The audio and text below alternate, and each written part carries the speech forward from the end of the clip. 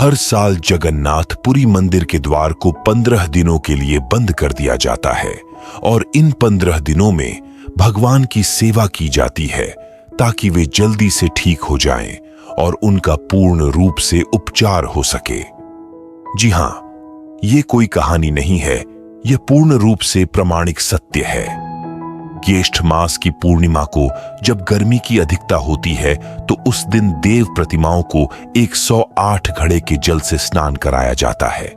इस स्नान के बाद तीनों देवता यानी कि भगवान जगन्नाथ, उनके भाई बालभद्र और बहन सुभद्रा बीमार पड़ जाते हैं और फिर वह एकांतवास में चले जाते हैं। एकांतवास की इस प्रक्रिया को पुरी में अनासरा कहते हैं। ज्येष्ठ माह की पूर्णिमा से भगवान श्री जगन्नाथ आज भी रोगी हो जाते हैं। इस दिन से अगले 15 दिनों तक जगन्नाथ भगवान बीमार रहते हैं। 15 दिन के लिए मंदिर के द्वार बंद कर दिए जाते हैं और उनकी रसोई बंद कर दी जाती है। 15 दिनों तक जगन्नाथ भगवान को अलग अलग प्रकार के काढ़ों का भोग लगाया जाता है। 15 दिन बाद जब वो पूरी तरह से ठीक होते हैं तो उस दिन जगन्नाथ रथ यात्रा होती है, जिनके दर्शन हेतु असंख्य भक्त उमड़ते हैं। जगन्नाथ भगवान के प्रत्येक वर्ष बीमार होने से जुड़ी कथा इस प्रकार है। ओडिशा प्रांत में जगन्नाथपुरी में एक भक्त माधव दास जी अकेले रहते थे। संसार से उनका कोई लेना देना नहीं था। वह अकेले बैठे भजन किया करते थे और नित्य प्रति श्री जगन्नाथ प्रभु के दर्शन करते थे और उन्हीं को अपना सखा मानते थे और प्रभु के साथ खेलते थे। प्रभु उनके साथ अनेक प्रकार की लीलाएं किया करते थे और ऐसे ही भक्त माधव दास जी अपनी मस्ती में मग्न रहते थे। एक बार माधव दास जी को अतिसार अर्थात उल्टी दस्त का रोग हो गया। वह इतने दुर्बल हो गए कि उठ बैठ तक नहीं सकते थे। जब तक उनसे बना वे अपना कार्य स्वयं करते रहे और किसी से सहायता नहीं मांगी, और अगर कोई उनके सहायता करने के लिए कहता तो वह कहते थे कि मेरी रक्षा मेरे प्रभु जगन्नाथ करेंगे। ऐसी दशा के कारण उनका रोग और बढ़ता चला गया और वो उठने बैठने में भी असमर्थ हो गए। तब श्री जगन्नाथ जी स्वयं सेवक बनकर उनके घर पहुंचे।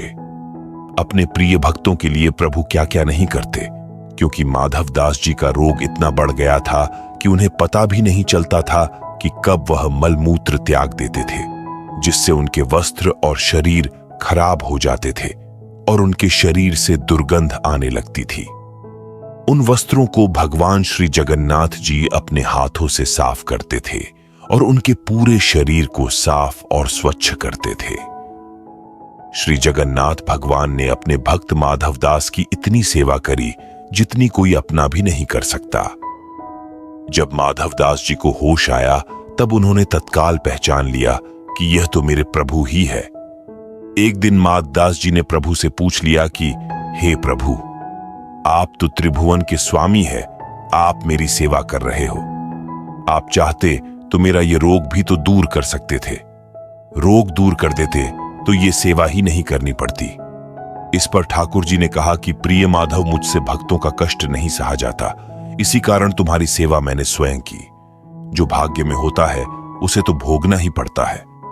अगर आप उसको काटोगे नहीं तो इस जन्म में नहीं, पर उसको भोगने के लिए फिर अगला जन्म लेना पड़ेगा, और मैं नहीं चाहता कि मेरे भक्त को फिर से भाग्य के कारण अगला जन्म दुख भोगने के लिए लेना पड़े। इसीलिए मैंने स्वयं तुम्हारी सेवा की।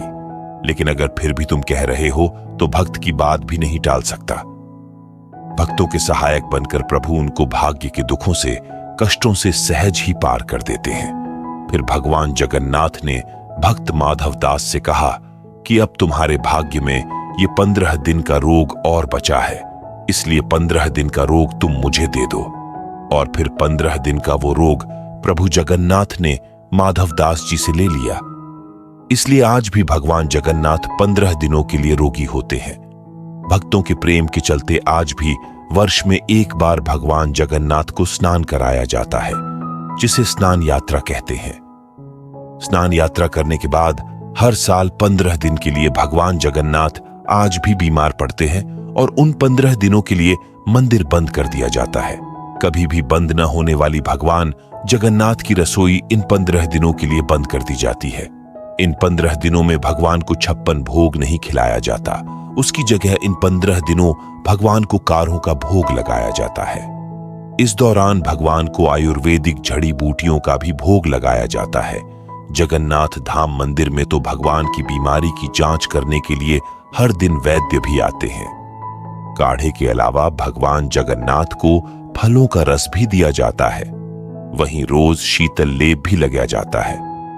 बीमारी के दौरान उन्हें फलों का रस, छेना का भोग लगाया जाता है और रात में सोने से पहले मीठा दूध अर्पित किया जाता है।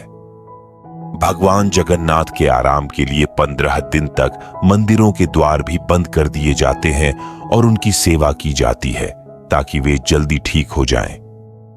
जिस दिन वे पूरी तरह से ठीक होते हैं उस दिन जगन्नाथ यात्रा निकलती है, जिसके दर्शन हेतु असंख्य भक्त उमड़ते हैं। पुरी की रथ यात्रा, जिसे रथ यात्रा के नाम से भी जाना जाता है, सबसे पुराने और सबसे बड़े हिंदू रथ उत्सव के रूप में प्रसिद्ध है। यह उत्सव हर साल आषाढ़ मास, जो कि जून जुलाई महीनों में पड़ता है, कि चंद्र महीने के शुक्ल पक्ष के दौरान मनाया जाता है। यह त्योहार ओडिशा के पुरी में मनाया जाता है और यह भगवान जगन्नाथ पर केंद्रित है, जिन्हें विष्णु या कृष्ण का एक रूप माना जाता है। त्योहार के दौरान 3 देवताओं भगवान जगन्नाथ, उनके भाई बालभद्र और बहन सुभद्रा को बड़ी संख्या में भक्तों द्वारा 3 विशाल लकड़ी के रथों में बैठाकर बड़ा डंडा नामक भव्य मार्ग से गुंडीचा मंदिर तक ले जाया जाता है। भगवान जगन्नाथ मंदिर लौटने से पहले 1 सप्ताह तक गुंडीचा मंदिर में रहते हैं। इस वापसी यात्रा को बहुधा यात्रा के नाम से जाना जाता है। भगवान जगन्नाथ, जिन्हें भगवान विष्णु का अवतार और ब्रह्मांड का शासक माना जाता है, वार्षिक रथ यात्रा या रथ उत्सव के मुख्य पात्र है। ये पवित्र त्रिदेवों की गुंडीचा मंदिर में उनके जन्म स्थान की 9 दिवसीय यात्रा का स्मरण कराता है। हिंदू कैलेंडर के अनुसार रथ यात्रा आषाढ़ माह की द्वितीया तिथि को होती है। विश्व स्तर पर मनाई जाने वाली रथ यात्रा पवित्र त्रिदेवों की अपनी मौसी देवी गुंडीचा देवी के मंदिर तक की यात्रा से शुरू होती है।